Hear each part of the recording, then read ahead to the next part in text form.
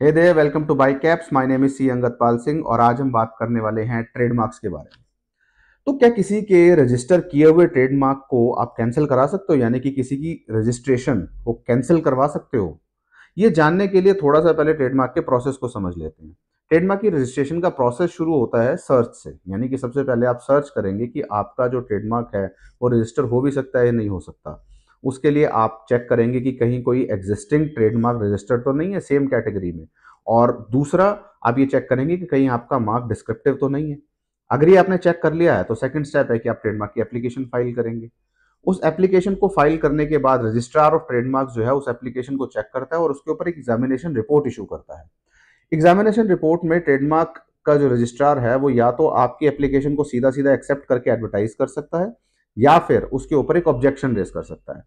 अगर उसने objection raise की है तो उसके ऊपर आपको रिस्पॉन्स फाइल करना होता है। ऑब्जेक्शन जनरली सेक्शन 9 और 11 में होती है, यानी कि आपका मार्क या तो डिस्क्रिप्टिव है या फिर किसी एग्जिस्टिंग रजिस्टर्ड ट्रेडमार्क से वो सिमिलर है।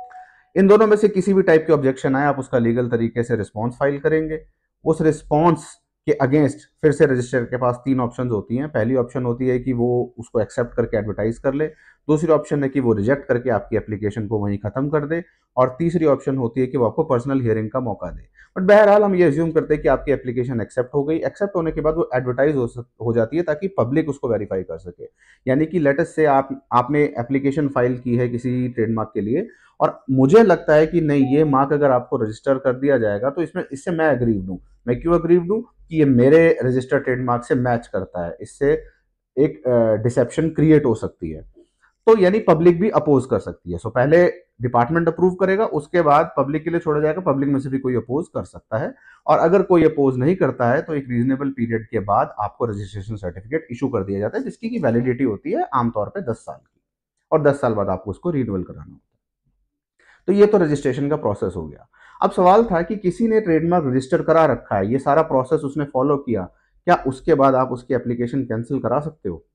जी हाँ, बिल्कुल करा सकते हो। और इसके लिए मैं आपको एक छोटी सी स्टोरी बताता हूँ, एक एक्चुअल केस स्टडी जिसके अंदर मैं भी इन्वॉल्व था। लेकिन मैं आपको सारे नाम चेंज करके बताऊंगा, जिसमें शहर का नाम भी अलग है और मार्क का नाम भी अलग है। सब कुछ अलग करके बताऊंगा क्योंकि किसी की कॉन्फिडेंशियल इंफॉर्मेशन है वो मैं शेयर यहाँ पर नहीं कर सकता हूँ।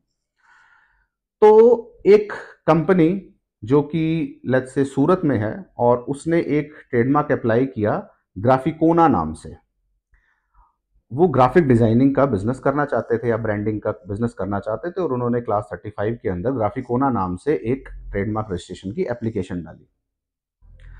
डिपार्टमेंट ने उसको एक्सेप्ट भी कर लिया, एडवर्टाइज हो गई। एडवर्टाइज होने के बाद उन्हें ऑपोजिशन आती है। ऑपोजिशन आती है एक ऐसी पार्टी से जिन्होंने ग्राफिक वर्ड रजिस्टर कराया हुआ था और वो कहते हैं कि भी मेरा वर्ड ग्राफिक है, इन्होंने आगे ONA लगा के ग्राफिकोना करके कर दिया है, इससे तो मेरा जो है इंटरेस्ट जो है वो अग्रीव्ड होगा, तो मैं ये इसको अपोज करना चाहता हूँ। अब ये जो पार्टी है जिसने ये अप्लाई किया था, ये लगातार उसमें रिप्लाई करके उस ऑपोजिशन को फेस कर रही है, लड़ रही है कि भाई मेरी जो ग्राफिकोना वर्ड है ये डिफरेंट है, ग्राफिक वर्ड डिफरेंट है, ग्राफिकोना वर्ड डिफरेंट है। अब एक सही कंसल्टेंट के पास जब वो गए, जब काफ़ी टाइम तक ये केस चलता रहा, तो किसी कंसल्टेंट को उन्होंने अप्रोच किया और उनको उसके बाद एक सही गाइडेंस मिली। वो सही गाइडेंस क्या थी? कि भाई जिस पर्सन ने आपको अपोज किया है उसका रजिस्टर ट्रेडमार्क है ग्राफिक, और ग्राफिक वर्ड तो रजिस्टर हो ही नहीं सकता। ऐसा क्यों? क्योंकि देखिए जी, ट्रेडमार्क्स एक्ट का सेक्शन 9 जो है वो ये कहता है, मैं आपको पढ़ के बता देता हूं।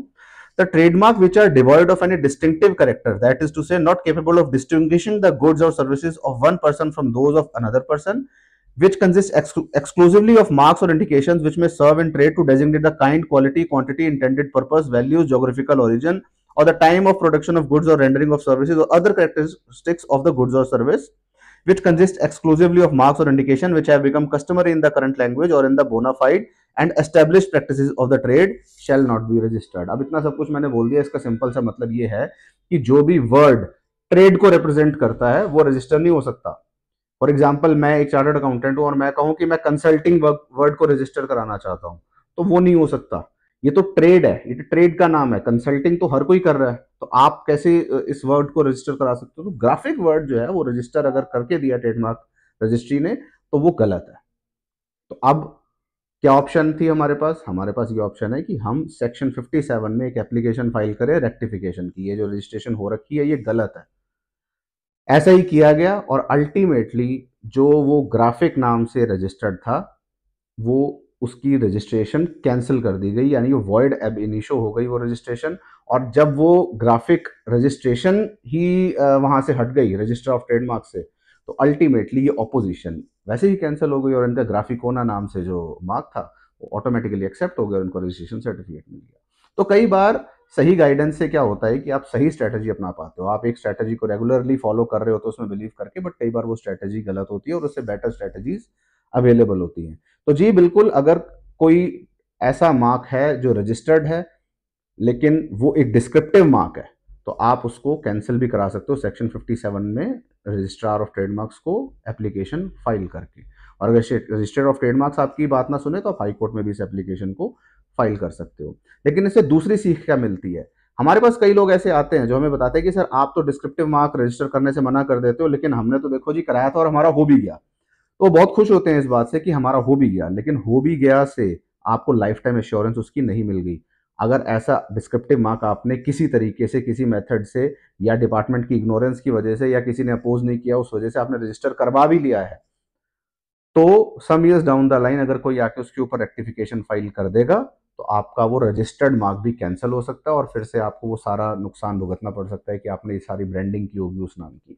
सो हमेशा जब भी अपने ट्रेडमार्क की रजिस्ट्रेशन कराएं, जरूर ऐसा ध्यान रखें कि वो मार्क डिस्क्रिप्टिव नहीं होना चाहिए। अपनी तरफ से पूरी कोशिश कीजिए कि वो ट्रेड को रिप्रेजेंट करता हुआ नाम नहीं होना चाहिए। So thank you very much, hope this information will help you in your business pursuits. Thank you.